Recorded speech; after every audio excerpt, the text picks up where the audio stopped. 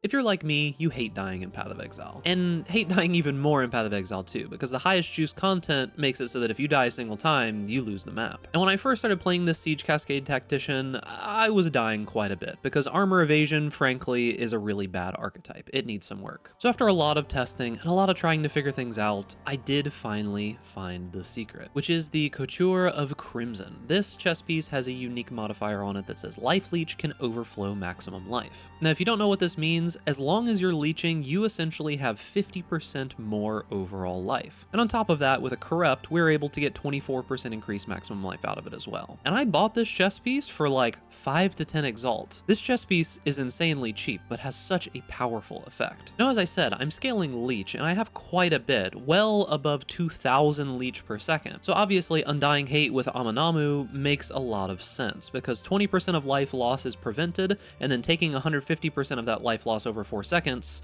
essentially is nothing when you're healing for half of your health every second. With all of this combined, I decided to see how much life I could realistically get, and with a base of 3,200-ish, I was able to get up to 4,800 life with overflow. And with that, plus 30 to 40% evasion depending on what's going on, and 40 to 50% armor, I have been able to essentially face tank everything that I've thrown this at. The only thing that can realistically kill me are very juiced tier 16 abyss maps where you use that modifier where the monsters get more effectiveness as it scales, as well as like extremely dangerous 6-mod citadels. Besides that, guaranteed one-shots of course, but most pinnacle bosses, most juiced maps, I simply stand in their face and take the hits. Now, if you don't know what Siege Cascade is, this is one of the only crossbow abilities that I actually think is a good feeling clear skill. What this ability does is it shoots a projectile up into the air, and as it lands, every single enemy within the vicinity is hit with an explosion. And this explosion can overlap, meaning that the more dense and more monsters that are in the zone that you're attacking, the more damage that this ability does. It also gains up to 140% more damage against immobilized enemies. And this is pretty much the entire reason that we go Tactician. Tactician provides 40% more immobilization buildup, and it makes it so that all projectile damage builds pen, and pen makes it so that enemies cannot perform actions. So this turns Siege Cascade from a pretty soft hitting AoE ability to a monstrous high damage AoE clearing ability. The Tactician also does provide us persistent buffs of 50% less reservation and 8% increased spirit, so we're able to run a ton of auras on top of that. Anything from Mirage Archer to give us an additional entire Siege Cascade, Eternal Rage to have full rage at all times, a War Banner, as well as Charge Regulation and Combat Frenzy to keep up infinite Frenzy charges to give us that skill speed whenever you have a Frenzy charge. On top of that, we are using Armor Break on our Siege Cascade to generate Endurance charges to get some additional defenses from this as well. Now, as for single target, we are going to be using a separate ability for bosses. This is just because Siege Cascade can be a little inconsistent with the damage, and inconsistent is not really good for leech when you're fighting bosses. And that's where armor piercing rounds comes in. You only use this for insanely difficult to kill enemies as well as map bosses. And the main way that we're scaling damage with this is with the fresh clip support. This gives us supported crossbow skills deal 1% more damage for each bolt reloaded by that skill in the past 8 seconds. So as we're walking up to the boss, we're shooting, we're reloading, and we're getting as much damage out of this as possible. In PoB, I think this gives us somewhere between like 50 to 60% more damage, and you can also boost the amount of reloads that you get with emergency reload. So with all of this combined, we have a pretty respectable amount of single target damage despite focusing almost completely on survivability. So as of right now with this character, I have fought every single bit of content in the game that I can throw at it and succeeded. There are a few things that are a little difficult, like obviously the Uber version of the final boss is a little bit difficult because he still can one-shot you, but pretty much all Merciless Pinnacles, tier 16 +1 Citadels, they're all doable, and the vast majority of them are just face tank, walk forward, and kill things. Now, I do want to jump into game to show you a little bit more about how this build actually plays, but before that, we need to thank our sponsor, Exitlag. Now, if you're like me and you unfortunately only have one provider for internet, then you might also struggle with some lag sometimes when it comes to Path of Exile. And that's where the sponsor of this video, Exitlag, comes in. And this morning, I was struggling with that same exact thing. I was having horrible latency, ping spikes all the way up into like 200, 300, 400, so I tried out Exitlag's 72-hour trial, and Lo and behold, it actually did fix pretty much everything. So what you're going to do is you're going to go ahead and make an account for Exitlag. You'll download the app linked down in the description. And then once you make an account, I'm just going to log in with my Google account here. The first thing that you can do is you can go ahead and set up a new game. So we're going to go ahead and search up Path of Exile 2. We're going to go ahead and hit apply routes, and you'll notice in the background that Path of Exile logs out. So go ahead and log back in with the new routing, and now we've got our connection going through Exitlag. Now, you can use this for more than just Path of Exile. There's over 2,000 games if you play pretty much anything that exists out there that's online, and of course, they do have servers globally around the world. Now, I highly suggest that you try out the free 72-hour trial to make sure that this program actually works for you, and if it does, they do have a 50% off deal for the holidays on an annual plan going on right now that you can find with my link down in the description. All right, so I do want to show you a tier 3 pinnacle boss. This is going to be a Merciless Breach. So the reason I like to show this one a lot of the time is because it does show both a decent amount of clear in a pinnacle environment as well as a good single target boss. So the idea here is that even with this ability, like clearing as well as it is right now, this is with, I think, 2 links on the main ability that don't cause it to do damage. We've got this one that helps with reload, and then we've got mobility, which is just making us move faster. So if you really wanted to, you could get a decent amount more damage out of this. But for the most part, through everything that I've fought so far, I haven't really needed more damage on clear.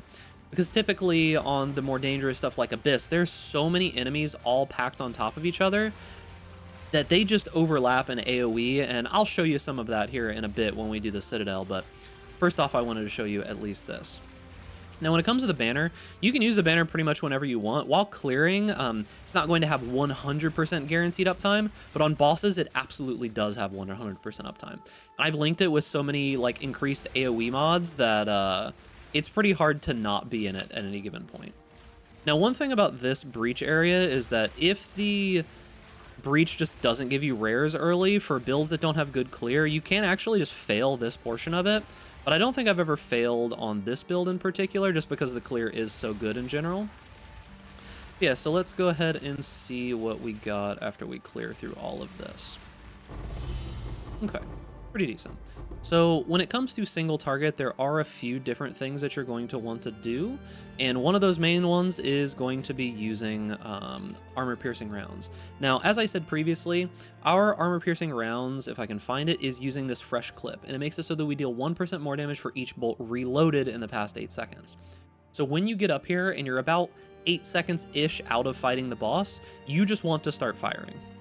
So I'm just going to start firing right away because this is going to reload 26 bolts and give us 26% more damage for each time we're reloading here. And then right before the boss actually spawns, I'm going to drop the ballistas. So we'll drop those now. And then I'm going to drop this banner. I'm probably just going to stand in this. Like, I don't think it matters too much. Oh, I stunned him, so he's not even going to do his ability anyways. This is how the vast majority of most bosses go. Can I tank this? Yeah, so that does almost no damage to me. We'll drop another one of these. I think this is where he spawns the hands, but he's not going to get to do it because he's stunned again. So yeah, this is how most bosses go. Is like, as long as you can survive most of the random abilities, they can't really do anything to you. They kind of just die.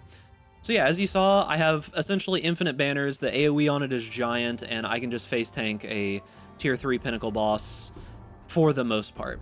I do think there are 2 abilities on that boss that can potentially kill you. The one that has like the hand from the sky that slams down, that can kill you, absolutely.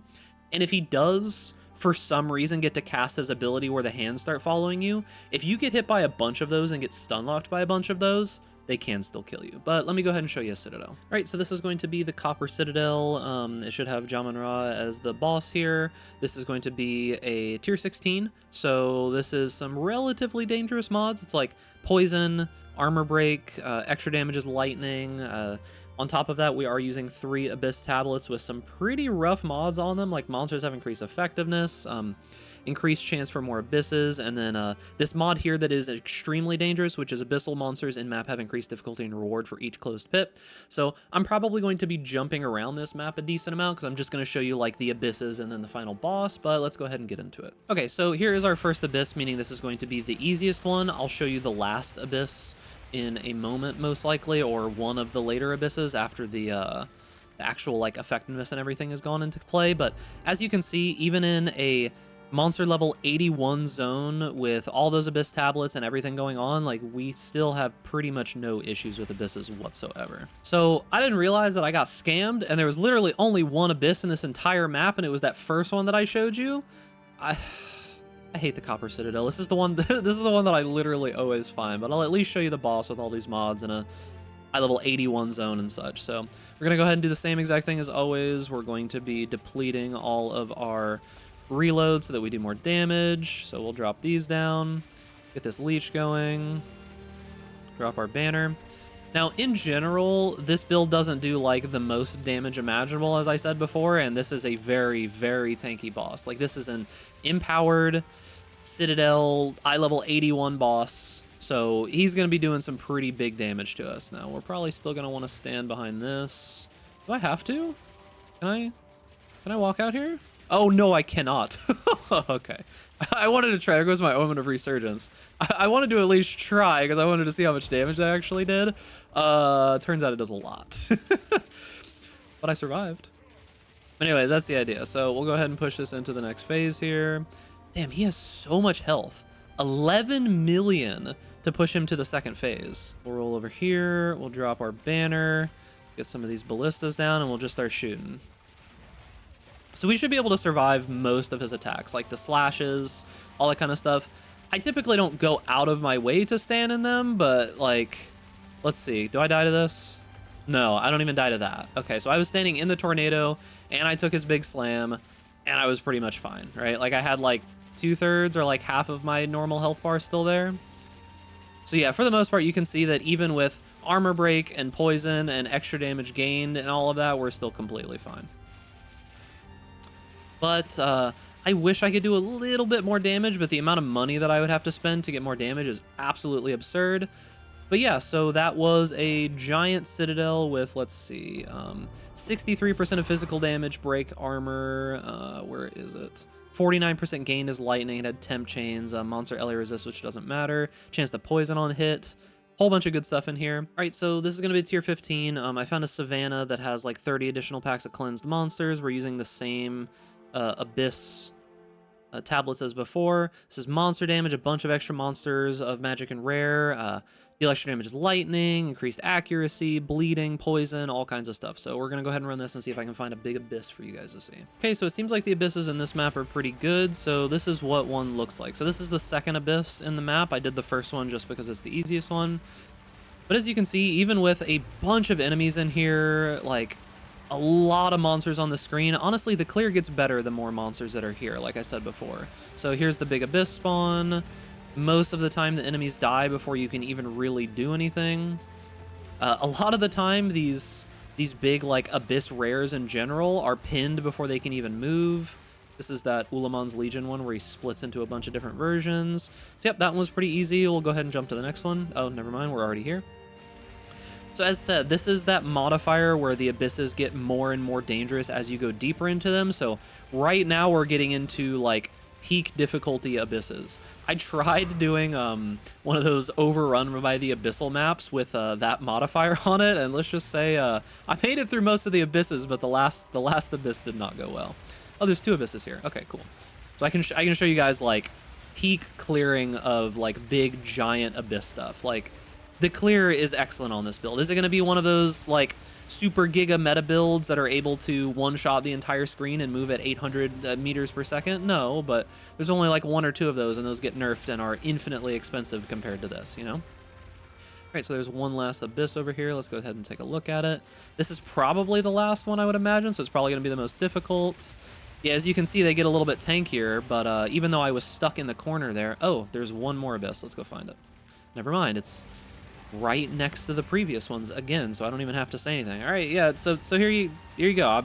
I've been blabbing for the last like however many minutes, but as you can see, very good clear, very good survivability in a relatively dangerous map with a bunch of enemies around us. Let's see what spawns out of this last little pit.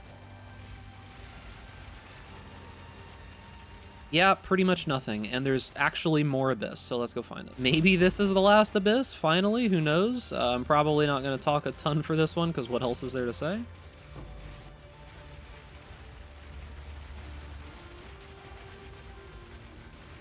Oh, there's so many monsters that my game is lagging. I have a 2 PC setup, so like my FPS is typically completely fine most of the time, regardless of what's happening.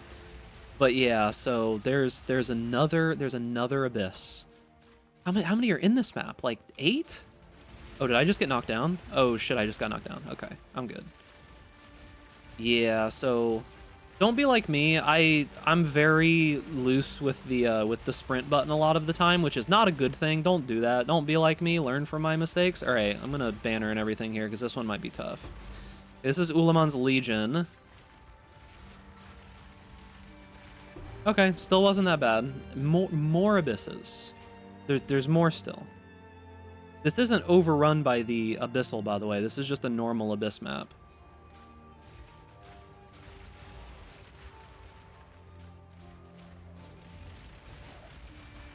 And with this many of them being here, the effectiveness has gotten kind of insane, so the monsters are getting quite difficult, I would say.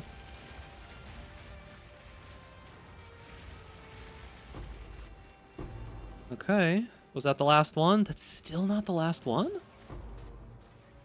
How many are there in this map? Okay, here's another one. All right, this is a really good showcase, actually. This is way better of a showcase than I ever could have imagined because there's just seemingly an infinite amount of these abysses in this map. I guess one of my tablets must have had a chance to have additional abysses, and then I procced a whole bunch on top of that, so yeah, this map is just absolutely filled to the brim with them. And it does have that modifier that makes it so that they gain difficulty and reward for each closed pit. So they're just getting more and more and more difficult as we go further. This guy has Kulamok's Desecration. I gotta be real careful here. Yeah. Okay, so as you can see, with this modifier, like when that happens, you just start dying eventually, okay? So this, with that many of them in there was 18% increased effectiveness, increased accuracy. Kulamok's Desecration made it so I couldn't heal, unfortunately, and that just killed me. 43% monster damage, 42% damage as extra lightning. A whole bunch of crazy stuff in here. Like, that was really, really insanely difficult.